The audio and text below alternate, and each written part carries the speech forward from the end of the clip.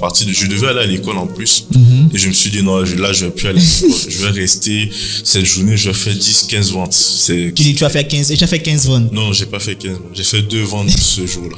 Donc, tu t'es excité, tout ça là, c'est pour 2 ventes. Comment, à 22 ans, tu as ce mindset-là de te dire, je vais gérer une équipe, je vais faire ceci, je vais faire cela. Comment tu le fais? Quand j'ai ouvert le portail, j'ai vu ma mère en larmes et tout, je l'ai attrapée. Je me suis dit, je veux plus jamais voir ma mère dans ce genre de situation. J'ai commencé à me forger quand même un mental d'acier pour pouvoir m'en sortir. Quel a été ton plus gros chiffre d'affaires en un an, en un mois, en une semaine? L'année dernière, quand même, j'ai fait plus de millions de chiffres d'affaires. Salut à toi et bienvenue dans cette première vidéo où nous allons explorer les coulisses de l'entrepreneuriat, découvrir des stratégies pratiques pour transformer vos idées en succès. Moi, c'est Melvin Dylan et je suis monteur vidéo freelance et aujourd'hui, je suis avec Fanuel. Bonjour Fanuel. Bonjour Melvin. Comment tu vas? Je vais bien et toi? Moi, ça va très bien, merci. Alors, pour commencer, peux-tu dire à nos auditeurs qui tu es, d'où tu viens, ton âge et ton domaine d'activité? Alors, bonjour à tous. Je m'appelle Fanuel et je suis de nationalité congolaise. Donc, je suis né en Centrafrique, mais je suis de nationalité congolaise et j'ai fait des études au Bénin et ici au Sénégal également.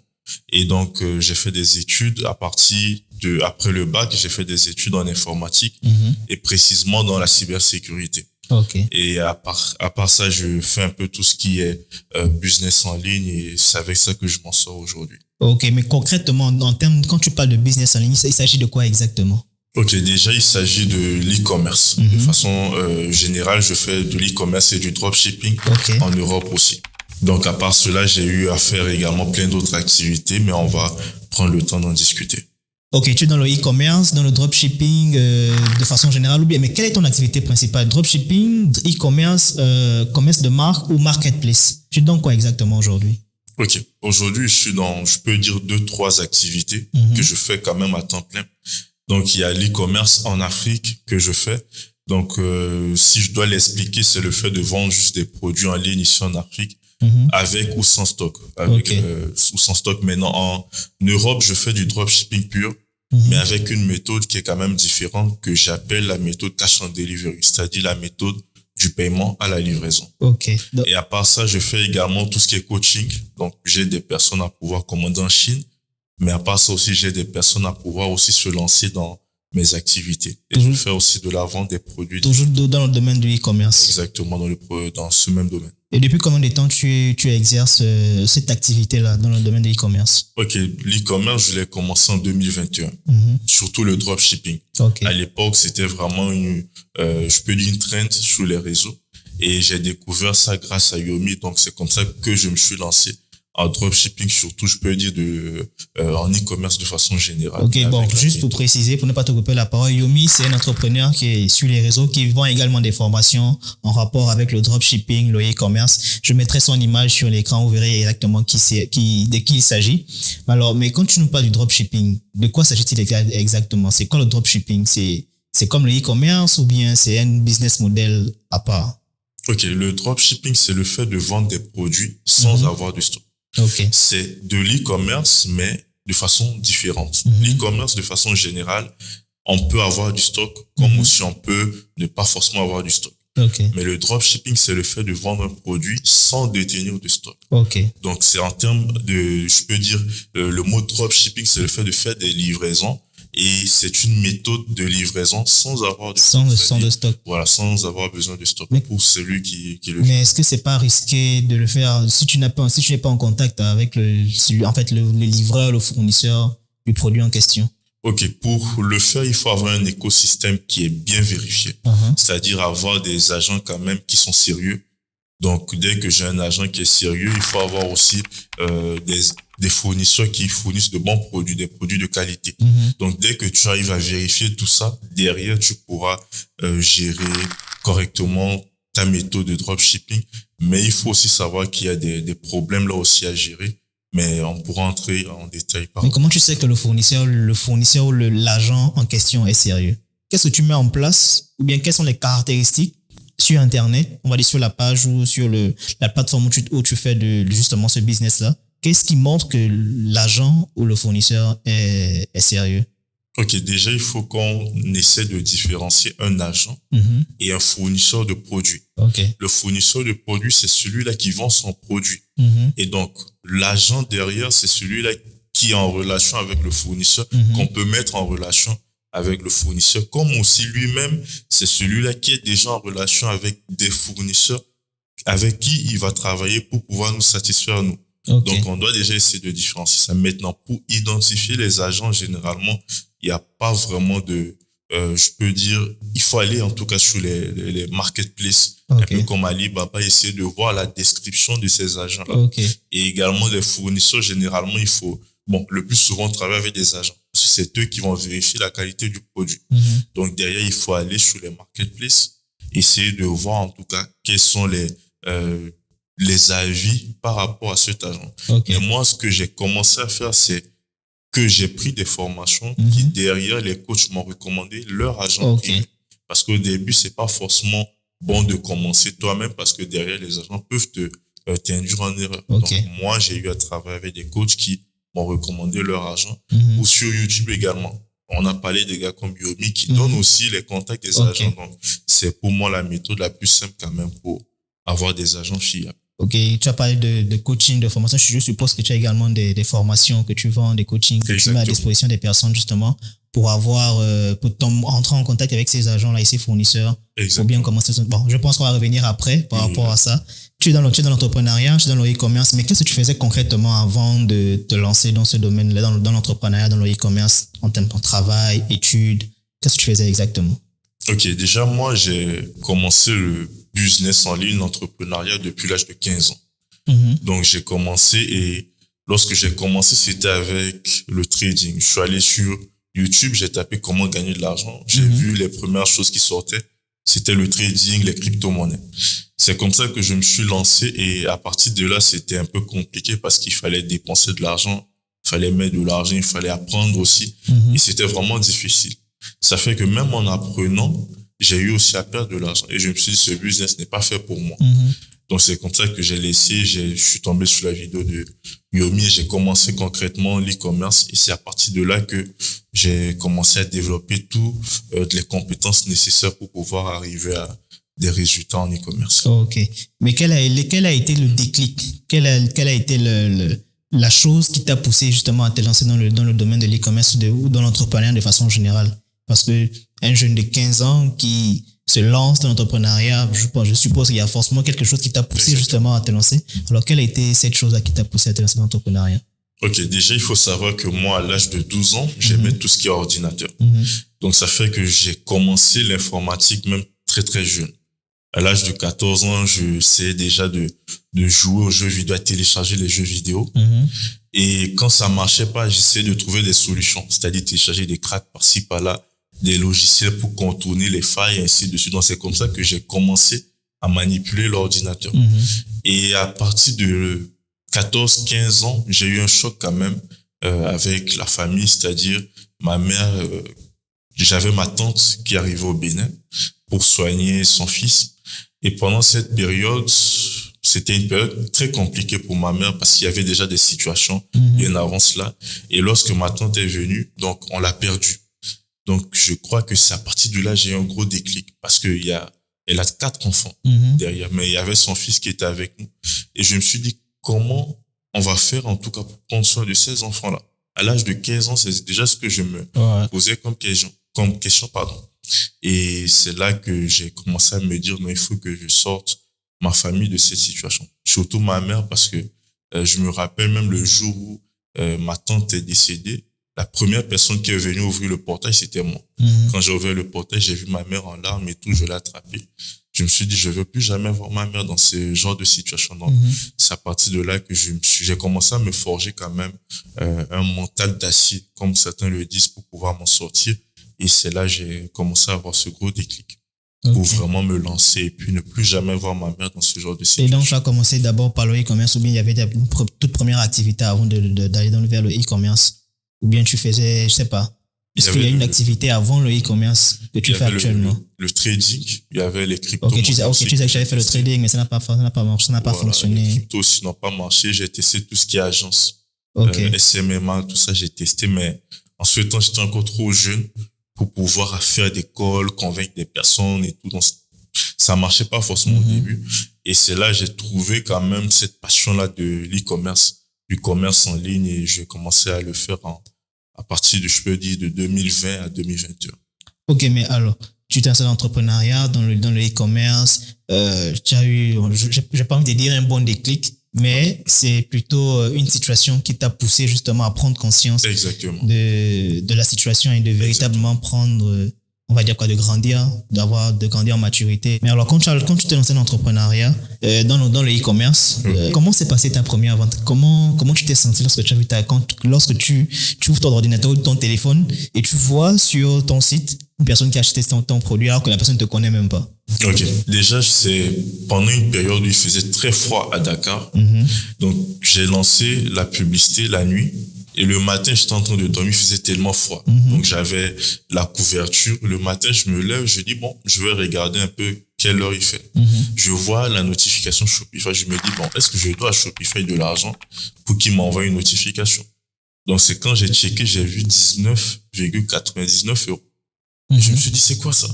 Je suis allé dans l'application, j'ai vu que c'était la première vente de toute ma vie. Et à partir de, je devais aller à l'école en plus.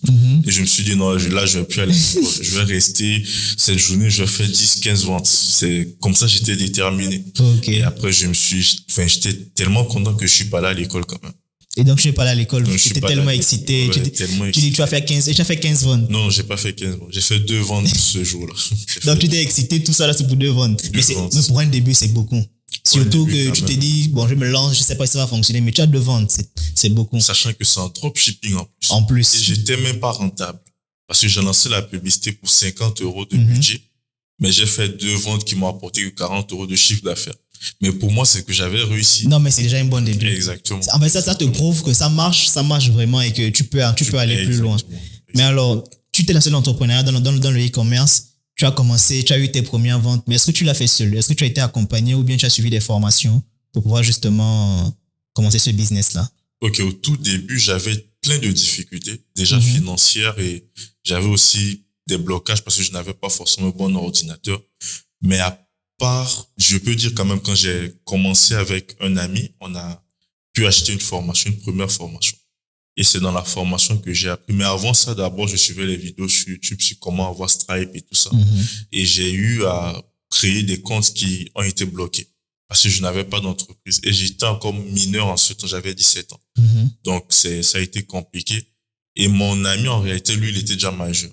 Donc, on a décidé maintenant de créer en son nom, mais ils avaient aussi bloqué ça. Mais après ça, on a trouvé quelqu'un en Tunisie. On lui a envoyé, je crois, c'était 80 000 francs pour acheter un compte Stripe. 80 000 francs. 80 000 francs. On a tout fait. C'est quoi un compte Stripe? C'est quoi Stripe? Stripe, c'est un processeur de paiement qui nous permet de pouvoir récolter l'argent sur notre boutique et de pouvoir les virer maintenant sur nos comptes bancaires en un certain temps. C'est-à-dire, ça peut prendre 3 jours, ça peut prendre 5 jours pour recevoir. C'est comme PayPal, comme les... C'est un processeur de paiement.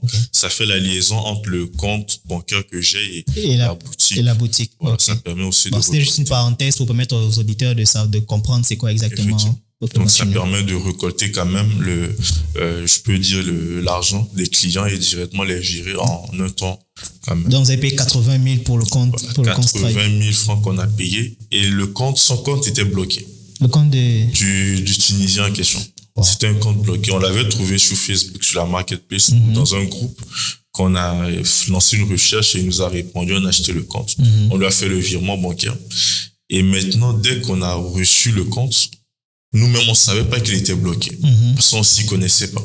Donc, c'est après, je crois, 2 utilisations. On a essayé d'encaisser un premier paiement. La vente que j'ai eu à faire aussi. Et c'est là que les gars nous ont écrit pour dire que non, le compte est bloqué, on peut pas recevoir l'argent. Et nous, on savait pas qu'on pouvait même ajouter nos propres, on pouvait pas ajouter nos comptes bancaires francs CFA dans l'application, enfin, dans la plateforme Stripe. Et c'est là, on se disait, bon, donc, on est coincé, on a un compte Stripe, on peut pas l'utiliser. On a besoin d'un compte bancaire encore international pour pouvoir encaisser les paiements. Donc, c'était déjà trop de problèmes. On a essayé de mettre nos comptes bancaires en France et ça n'a pas marché. Donc, il a fallu qu'on trouve quelqu'un, négocier avec la personne pour connecter son compte bancaire international. Et lorsqu'on a pu le faire, on a encaissé le premier virement, mais là, ils nous ont bloqué encore pour dire que le compte était déjà bloqué. Donc là, on peut pas l'utiliser. Et à l'intérieur de ce compte, on a créé des sous-comptes maintenant qu'on a pu utiliser par la suite, créer nos entreprises, vérifier le compte. Ok. Lorsque tu t'es lancé dans l'entrepreneuriat, tu as appris beaucoup de choses, notamment dans l'e-commerce, dans le dropshipping, tu t'es formé, tu as fait des erreurs, tu as appris de tes erreurs, tu as rebondi, tu as également gagné de l'argent. Effectivement. Mais quel a été ton plus grand apprentissage? Qu'est-ce que tu as appris depuis le début, quand tu as commencé dans l'e-commerce? Si je me réfère par exemple au défi, qu'est-ce que tu as appris? De toutes ces expériences. De ton expérience. Okay. Déjà, ce que je veux dire, c'est il y a plein de choses à dire par rapport à cette question, mais ce que je veux vraiment tirer comme leçon, c'est que parfois, il faut se lancer aussi à deux, pas forcément seul. Parce que pour moi, en tout cas, dans mon cas, quand je me suis lancé, j'avais pas le budget nécessaire pour payer une formation et apprendre sur le domaine. Et j'utilisais les vidéos YouTube pour pouvoir apprendre des compétences, mais ces compétences, auparavant, en 2020 surtout, il n'y avait pas aussi trop de vidéos je peux dire concrètes, pour m'apprendre comment je peux m'en sortir en e-commerce. Donc, ça fait que j'ai un ami avec qui j'ai commencé, c'est lui qui a payé une formation, je me rappelle à l'époque, c'était à 300 €. À 300 €, et c'est grâce à cette formation qu'on a appris plein de compétences et comment faire la recherche, produire plein d'autres choses. Donc, c'est important de se lancer à deux parce que ça permet qu'à un moment donné, lorsque ça ne va pas, quand même que l'autre personne aussi puisse t'encourager et puis que vous puissiez évoluer ensemble. Donc, pour moi, la plus grande leçon, c'est aussi de pouvoir se lancer à deux, même si je sais qu'il y a plein d'autres leçons également que j'ai pu tirer de cette expérience. Ok, dans la même lancée, quelles ont alors été tes plus grandes difficultés depuis tes débuts dans l'e-commerce? Ok, pour moi, la plus grande difficulté quand même, c'est de pas avoir les moyens au début. Parce que tu peux apprendre des compétences, qu'importe les compétences que tu peux apprendre, mais derrière, si tu n'as pas le budget pour concrètement te lancer, ça sera compliqué. Et pour moi, ça a été ça la grosse difficulté parce que j'étais étudiant, j'allais en terminale en plus, j'avais un bac à préparer, donc c'était tellement compliqué pour moi d'avoir le budget nécessaire pour me lancer. Donc, je peux dire que c'est ça la plus grande difficulté que j'ai eue. Et si je dois faire une comparaison avec le e-commerce et le dropshipping, quel est le business model qui demande beaucoup plus d'argent pour te lancer pour un départ? Entre les deux, qu'est-ce qui est mieux? Quel est le meilleur business model? Ok, le dropshipping, déjà, il faut comprendre que c'est très compliqué de se lancer. De la façon dont beaucoup de personnes disent aujourd'hui sur les réseaux. Et auparavant, je me rappelle, c'était plus facile.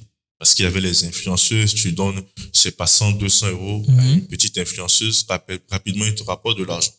Mais maintenant, c'est très compliqué. Ça fait que, en termes de budget, il faut avoir plus de budget en dropshipping pour se lancer. En e-commerce, en Afrique, aujourd'hui, les choses sont devenues simples. Il te suffit juste d'avoir un produit, d'avoir peut-être 50 000 francs, et tu lances ta publicité, tu vends rapidement, tu essaies de gérer. Donc, je peux dire, si on peut comparer pour un débutant vivant en Afrique, c'est plus facile de se lancer en e-commerce en Afrique que de se lancer en dropshipping.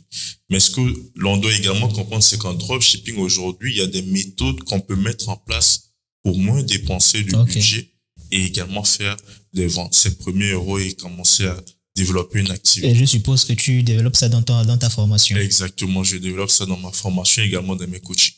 Alors, mais depuis tes débuts, tu as eu des doutes, certainement, des échecs. Effectivement. Comment tu as fait pour gérer justement ces doutes-là et ces échecs?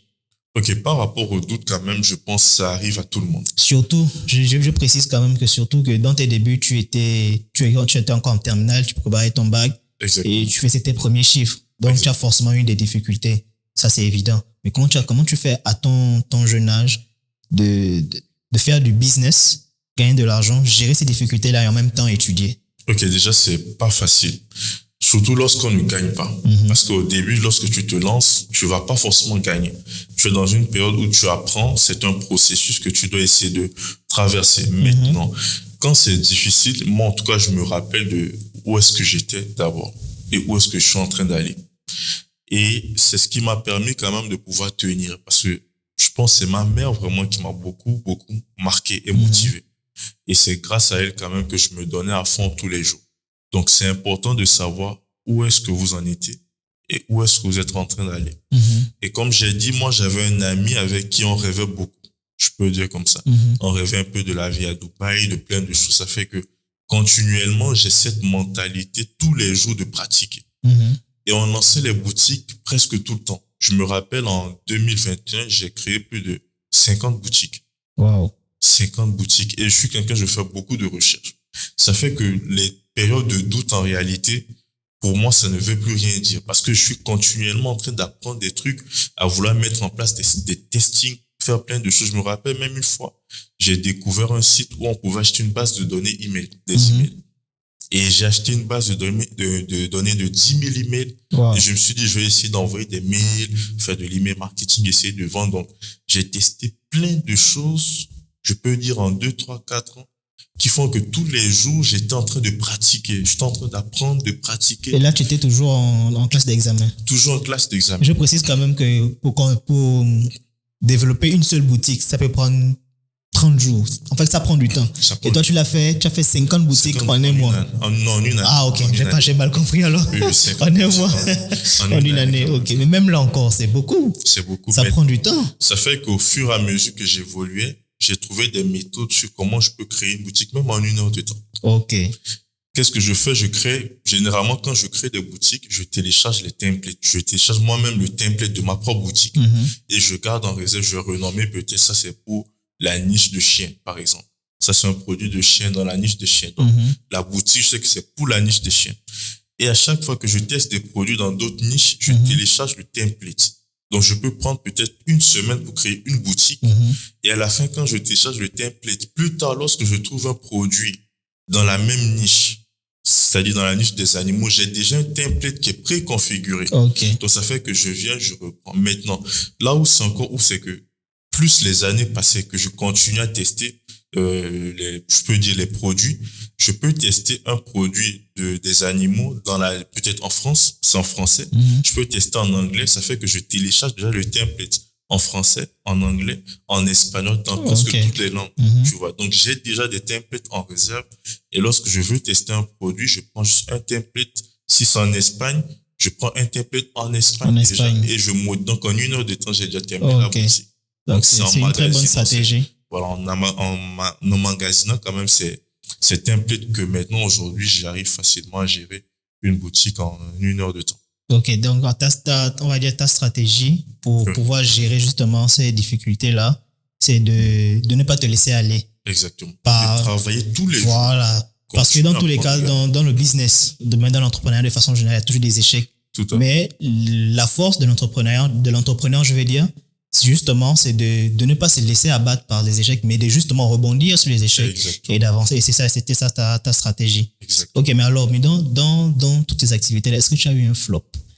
Est-ce que tu as déjà eu un produit que tu as lancé, même pas une seule vente, et tu as dépensé justement de l'argent en publicité, justement pour que les gens puissent voir et peut-être visiter ton site et acheter, mais 0 vente? Je peux te dire que j'ai eu toute ma vie quand même au niveau de... Toute ta vie. Je peux dire dans l'expérience entrepreneuriale, j'ai eu de très gros flops. Tout le temps, j'ai des flops. Même aujourd'hui, quand je travaille, j'ai toujours des flops, mais je sais quand même rebondir. En e-commerce, j'ai testé énormément de produits. Que ce soit en organique, que ce soit avec de la publicité, je te dis presque toutes les méthodes, même les email marketing, tout ça. Est-ce que tu peux expliquer à nos auditeurs c'est quoi, qu'est-ce que ça veut dire organique quand tu vas en organique? Ok, en organique, c'est-à-dire que je prends une vidéo du produit. Par exemple, si je suis ici au Sénégal ou c'est pas au Bénin, je prends la vidéo du produit, je fais mon montage et je poste la vidéo. Lorsque la vidéo fait des vues, je mets le lien peut-être de ma boutique au niveau de la biographie du compte en question. Ça peut être sur Instagram, sur YouTube.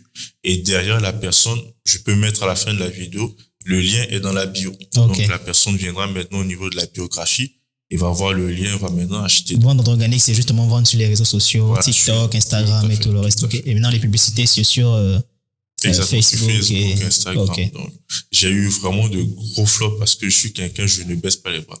Je teste un produit. Et au début, quand je testais que ça marchait pas, je m'entêtais toujours à continuer à tester ce produit-là. Ça fait que derrière, j'avais de très gros flops. Ça, c'est ce qui est de l'e-commerce. Même dans la vente de formation et tout, je sais que j'ai eu des élèves qui ont eu plein de résultats, Et derrière, je vais encore avoir plus d'élèves pour pouvoir mieux accompagner encore d'autres élèves. Ça fait que je peux me permettre de lancer de la publicité aussi, qui ne va pas forcément marcher. Donc ça, c'est également un flop. Et également je peux dire dans tous mes business, j'ai eu vraiment même dans l'achat de formations. J'ai acheté des formations très, très chères. Et derrière, les personnes m'ont arnaqué. Ok. Tu vois, les personnes m'ont jamais fourni la formation. Ou bien quand je prends la formation, c'est peut-être des vidéos YouTube, 5-6 vidéos YouTube qui ne servent franchement à rien, tu vois. Mais j'ai dépensé peut-être 500 000 euros pour ces formations. Okay. J'ai eu de très, très gros flops quand même un peu partout dans mes activités. L'entrepreneuriat, c'est pas facile, hein. Donc, en fait, les gens disent que pour réussir, il faut justement aller d'échec en échec, apprendre de ses erreurs. Tout à fait. Mais c'est pas tout le temps, c'est pas souvent évident. Exactement. Mais depuis 2017, on va dire 2018, quand le dropshipping était vraiment viral, c'était partout, jusqu'à aujourd'hui, que ce soit le dropshipping, que ce soit le e-commerce ou tout ce qui est business en ligne, il y a beaucoup de gens qui des gens qui ont pris connaissance de ça et qui se sont lancés. Tout à fait. Que ce soit en Europe, que ce soit aux États-Unis, même en Afrique ici. Et particulièrement ici au Sénégal, il y a beaucoup de e-commerçants. Mais avec tout cet écosystème de e-commerçants, comment tu fais pour gérer la concurrence, pour sortir ton épingle du jeu avec tous ces concurrents-là? Ok, déjà, il faut savoir que la concurrence en e-commerce, même, je la sens pas trop. Pourquoi? Parce que je suis quelqu'un qui aime rechercher des produits qui sont jamais arrivés sur le marché. Et c'est comme ça que j'aime être différent. Je me rappelle au Sénégal, j'étais la première personne à amener le blender portable. Okay. C'est un petit mixeur voilà, qui permet de pouvoir mixer ses fruits et puis porter ça quand même un peu partout. Donc, je me rappelle, je suis la première personne à l'amener et ça a cartonné. Surtout en organique. La vidéo avait fait, je crois, 10-15 000 vues, mais cette vidéo nous a apporté près de 1500 commandes. Mon ami et moi, en ce temps. 1500 commandes. Dès qu'on a eu juste la première commande, on a passé les commandes directement en Chine. 45 jours, 60 jours. Parce qu'en ce temps, normalement, ça avait pris encore plus de temps à cause des trucs, je pense, qui se passaient en Chine. Donc, ça a pris plus de temps. Mais lorsque ça arrive, on n'avait même pas besoin de lancer de publicité. Parce que les personnes qui avaient commandé les 2 mois avant, on les a rappelés, ils ont validé les commandes. Et on a quand même pu terminer tout le stock. Et ça a été quand même pour moi cette partie qui m'a permis de comprendre que si tu veux te démarquer, il faut amener des trucs qui sont jamais de nouveaux produits. Mais c'est justement ce qu'on dit dans le e-commerce, dans le dropshipping. Il faut que ton produit ait un effet wow. Exact. Que ça règle un problème. Tout à fait. Et que ce soit, rare également. Exact. Donc, il y a ces trois caractéristiques à prendre en compte pour pouvoir justement se démarquer. Est-ce que tu as fait des sacrifices? Tu as eu à faire des sacrifices justement pour évoluer et réussir dans ton activité? Et qu'est-ce que tu as sacrifié justement pour pouvoir continuer dans le e-commerce? Ok, j'ai fait énormément de sacrifices, mais le plus gros sacrifice a été quand même d'abandonner un peu les études. Parce que les parents africains sont trop compliqués là-dessus. Donc, ça fait que quand j'ai décidé d'abandonner les études, entre guillemets, parce que même si aujourd'hui, je continue les études, mais c'est plus comme les gens le font de façon classique. Aller à l'école et tout ça. Donc, ça fait que moi, j'ai essayé de me démarquer là-dessus. Mais le choix, quand même, lorsque j'ai fait mon choix et que je l'ai dit aux parents, ça a été compliqué pour eux. Ils ont dit, Fanuel, nous, on veut pas ça. Même tes affaires de business, on n'aime pas. Et c'est vraiment le gros sacrifice quand même que j'ai eu à faire, c'est d'abandonner ça et de les convaincre avec les résultats que ce que j'avais dit auparavant il y a quelques années, c'est vraiment ce qui est vrai. Et ça commence à marcher. Voilà, lorsque ça a commencé à marcher, j'ai commencé quand même à essayer d'être un peu plus actif au niveau des finances auprès des parents. Donc, ça fait qu'ils ont compris maintenant que non, ça c'est ton chemin à toi et maintenant on va te laisser prendre ce chemin. Ok, si je reviens sur le blender, tu m'as dit que tu étais la première personne à lancer ça ici au Sénégal et le produit a réussi. Tout à fait. Et vous avez fait combien de chiffre d'affaires? En termes de chiffre d'affaires, on avait fait en dessous de 2 millions quand même. Ok. 1,5 million. Ça, c'est on va dire, sur la période des ventes, c'était 1 mois. Si je prends par exemple 1 mois. Oui. Sur 1 mois, je pense, les 2 millions dont je parle même, c'est en 2 semaines. 2 semaines? Oui, en 2 semaines. Wow. Pourquoi? Parce que lorsqu'on a lancé la vidéo, on avait énormément de commandes. Maintenant, je pense à la fin même, je crois, en un trimestre, on avait fait plus de 1500 commandes. Mhm. Mais si je prends en 2 semaines, on était à peu près à 600, 700 commandes. Lorsqu'on a commandé le produit, que le produit est arrivé, c'est pas les 1500 commandes on a validé. Mhm. Parce que nous, on avait commandé que 100, 200 pièces du produit. Ça fait qu'en même pas une semaine, lorsqu'on a rappelé certaines personnes, Mhm. ils ont validé et puis on a pu libérer le stock. Ok. Donc, c'est vraiment pendant, je peux dire en un trimestre, on a fait plus de 4-5 millions quand même avec le produit. Mais c'est pas vraiment le chiffre d'affaires. C'est pas ça qui rentre dans la poche. Voilà. Ce qui est entré en poche, c'est en dessous de 1 million quand même. Ok. Mais depuis que tu as commencé le e-commerce, quel a été ton plus gros chiffre d'affaires en un an, en un mois, en une semaine? Ok, c'est l'année dernière quand même, j'ai fait plus de 15 millions de chiffre 15 d'affaires. millions de chiffre d'affaires. Oui. On peut avoir des images que je peux, ou Oui, bien okay. On va mettre ensemble les images pour ça. Okay. J'ai fait plus de 15 millions. Maintenant, j'avais tellement de boutiques aussi à côté parce que j'avais le projet d'e-commerce et j'avais le projet aussi de dropshipping et plein d'autres choses. Okay. Des formations, de coaching. Ouais, de formation, de coaching. Maintenant, en e-commerce, je pense quand même que j'ai fait vraiment plus que ça. Pourquoi je le dis? Parce que en termes de chiffre d'affaires exact, j'ai fait 15 millions parce que j'ai un fichier Excel où je traque les commandes qui ont été confirmées et livrées. Donc, si je prends que ce fichier Excel qui sont les commandes confirmées et livrées, j'ai 15 millions de chiffre d'affaires exact.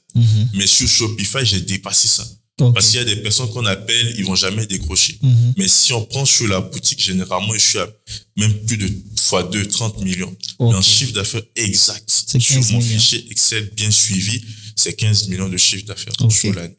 Ok, 15 millions. Mais dans ces 15 millions-là, bon, pas dans les 15 millions, je suppose qu'il y a eu un gros travail derrière. Effectivement. Quel a été le volume, ou du moins, combien de commandes tu gères en moyenne par jour ou par mois? Ok, Et là, je veux dire, hein, tu es seul ou bien tu es avec quelqu'un jusqu'à présent, aujourd'hui par exemple, est-ce que tu es seul ou bien tu es accompagné d'une personne dans ton activité d'e-commerce? Ok, je peux dire les années précédentes, je travaillais vraiment seul.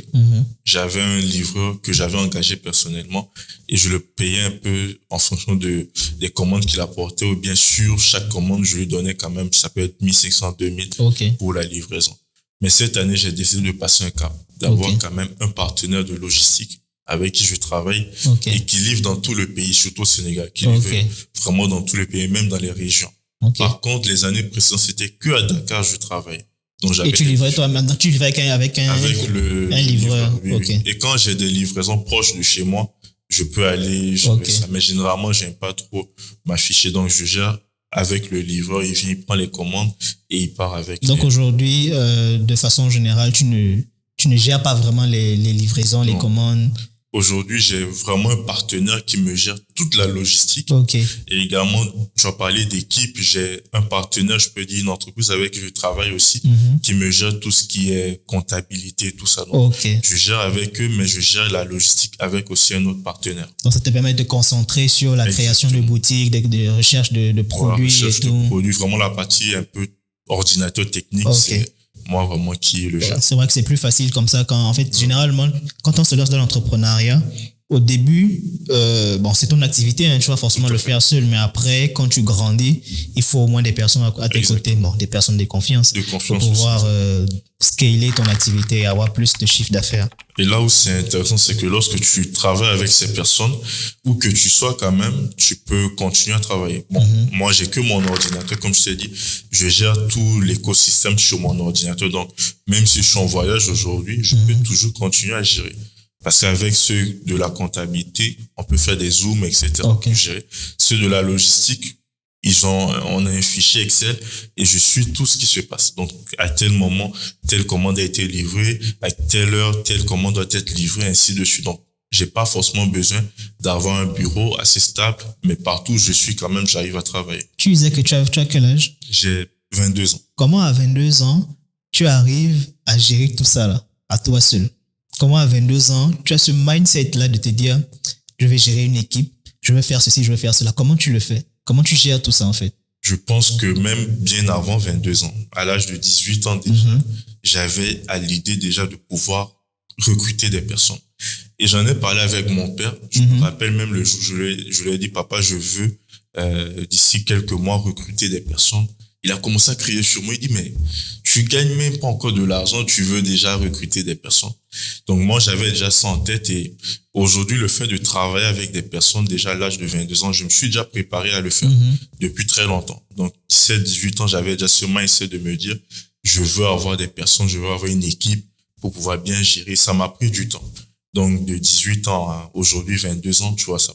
Plus de 4 ans quand même que je suis en train de travailler personnellement et aujourd'hui, j'ai décidé d'avoir une équipe. Donc, pour moi, j'ai été préparé bien avant aujourd'hui quand même. Donc, toute chose, il faut une préparation, on n'a pas le choix. Exactement. Et est-ce qu'il y a un moment dans ton activité où tu as connu une forte croissance? Une expérience où tu as connu est-ce que tu veux expliquer ça ou raconter ça à nos auditeurs? Ok, je vais raconter quand même. C'était en 2023, la période du Q4. Q4, c'est le 4e trimestre de l'année. Le dernier trimestre. Donc, ça fait que je travaillais en collaboration avec quelqu'un aussi. Et on avait vraiment fait des ventes en cette période. Je me rappelle, en un mois, le premier mois quand même du Q4, on a fait 40 000 € de chiffre d'affaires en dropshipping. Donc, ça a été quand même le mois où, avec certains jours à 8 000 €. Donc, on lançait pas tous les jours, mais on lançait quand même avec des pics à 8 000 €, des pics à 500 € la journée, avec des faibles budgets publicitaires. Donc, je me rappelle, c'était sur le marché grec et le marché mexicain. Donc, on a fait 40 000 € de chiffre d'affaires en un mois. Et ça a été vraiment le gros pic. Maintenant, en e-commerce, en Afrique, ça a été l'année dernière quand même. J'ai fait des journées à 1 million, des journées à 2 millions de chiffre d'affaires. Mais c'est vraiment pas de façon constante aussi parce qu'il faut, quand tu achètes le stock, tu vas patienter un peu. Et donc là, l'activité ne tourne pas vraiment. Et lorsque le stock arrive, c'est là que tu fais de très gros pics et après tu recommandes encore. Mais quels sont tes principaux canaux de vente? Tu disais que quand tu as commencé, tu faisais de la vente organique et de la publicité, mais aujourd'hui, fais-tu toujours de la publicité ou bien tu jumelles les deux, c'est-à-dire organique, tu fais en vente organique et en publicité en même temps, ou bien tu ajoutes aussi également du SEO, c'est-à-dire le référencement naturel avec des mots-clés et tout. Ok, aujourd'hui, c'est purement de la publicité. La publicité. Même l'organique aussi, j'ai arrêté parce que c'était juste pour moi au début le fait d'avoir un peu de l'argent. Mais aujourd'hui, j'ai l'impression que quand je lance des vidéos, surtout pour vendre pour ma boutique, ça donne pas forcément. Donc, je veux pas aussi perdre mon temps sur l'organique. Je préfère mieux gérer la publicité que je maîtrise et vraiment me focaliser là-dessus. Ok. Aujourd'hui, tu as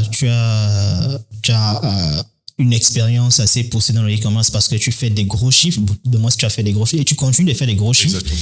Et si un jeune comme toi ou même une personne plus âgée qui veut se lancer dans le domaine de l'entrepreneuriat du e-commerce venait te voir, quel conseil donnerais-tu à cette personne-là qui veut se lancer dans le e-commerce? Ok. Je peux dire le premier conseil que je donne, même à mes étudiants, c'est d'apprendre les compétences.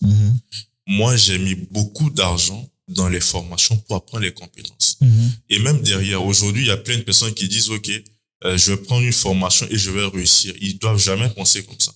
Quand vous commencez une activité, ça peut être l'e-commerce, ça peut être n'importe quelle activité, recherchez d'abord la compétence. Si par exemple, vous débutez l'e-commerce, vous prenez une formation, recherchez comment on va créer une boutique, comment on va lancer de la publicité. C'est ça vraiment les compétences qui seront très utiles pour vous. Même si les promesses d'ailleurs sont pas tenues. Je ne dis pas qu'il faut faire de fausses promesses, non. Mais je dis d'ailleurs que vous devez rechercher de la compétence. C'est ça la chose quand même la plus importante. Dès que vous avez la compétence, le reste va venir. Et même si la personne n'a pas tenu sa promesse de pouvoir vous aider, mais au moins lorsque vous avez la compétence, derrière vous êtes prêt à tout. Si c'est dans le montage vidéo, comme toi, par exemple, tu le fais. Si j'ai pris une formation que la personne m'a promis de devenir un expert en montage vidéo, qui n'a pas tenu sa promesse, mais j'ai le contenu de sa formation et que grâce à ça, je peux acquérir des compétences, c'est le plus important. Et c'est ce que moi, je demande à chaque personne qui veut commencer, c'est vraiment de rechercher la compétence. Dès que vous avez la compétence, les résultats vont venir après. Est-ce que tu as des recommandations justement par rapport à ces ressources-là pour pouvoir apprendre le e-commerce ou bien une activité dans le domaine du digital? C'est-à-dire des livres, formations en ligne, logiciels. Est-ce que tu as des recommandations à faire à nos auditeurs? Ok, ce que moi je recommande, c'est d'abord d'aller sur YouTube. Et ce que moi je fais, que personne peut-être ne le fait, je peux aller sur YouTube, je tape montage vidéo. ou bien apprendre le montage vidéo, je vais dans les filtres, je cherche les playlists. Là, je sais que j'ai une mini formation très organisée que je pourrais suivre. Donc, dès que je termine un peu les playlists de chaque formateur, je peux dire entre guillemets sur YouTube, dès que j'acquiers au moins une idée ou bien que j'ai une idée quand même de ce dont j'ai besoin pour avoir cette compétence-là, je peux me permettre maintenant d'acheter une formation. Et là, lorsque j'achète une formation, ça peut être un livre aussi.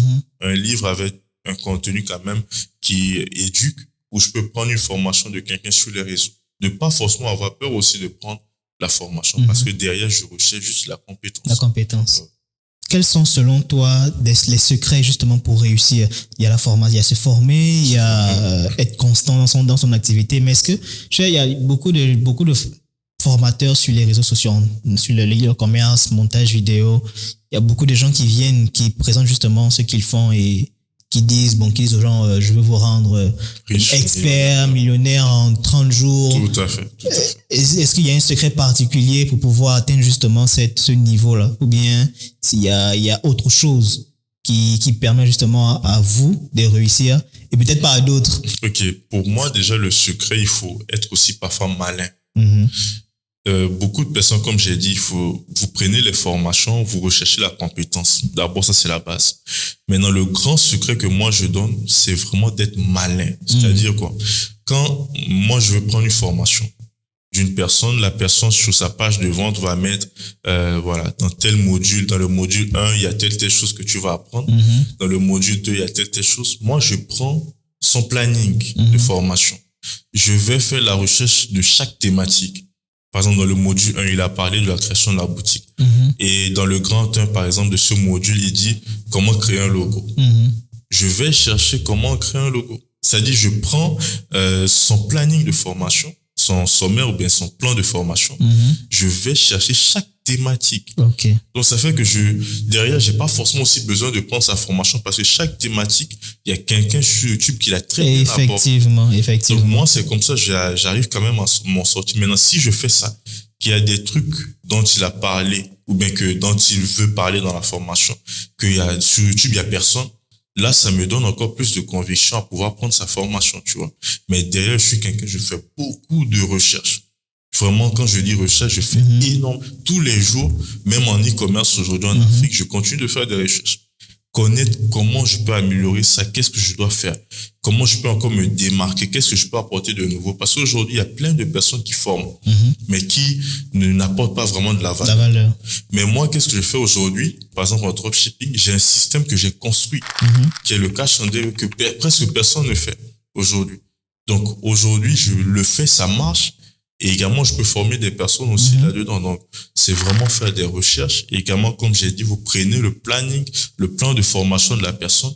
Chaque thématique, vous allez chercher des vidéos pour mieux apprendre. C'est intéressant ce que tu dis parce que c'est exactement ce que je faisais quand j'apprenais justement le montage vidéo. Exactement. Et que j'allais sur Udemy, les plateformes où on vendait les formations. Je regardais justement le planning de la formation. Exactement. Si je prends des grands titres et des sous-titres, par rapport à la formation, si ça m'intéresse, je vais regarder si ça existe, j'apprends comment faire. C'est comme ça que j'ai appris. Exactement. C'est très intéressant cette technique-là. Exactement. Mais alors, on va conclure. Alors, quels sont tes objectifs, on va dire tes objectifs à long ou à court terme pour ce mois dans le domaine de l'e-commerce? Okay. Pas forcément l'e-commerce, peut-être que tu as d'autres business que tu veux lancer, mais quels sont tes objectifs?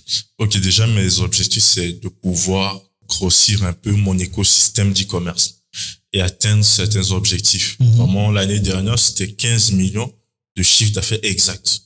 Pas sur la boutique, pas sur le dashboard, c'était vraiment exact, mais cette année, c'est d'aller pousser aux 50 millions. Pour ça, c'est un objectif sur l'année que j'ai vraiment prévu de pouvoir atteindre.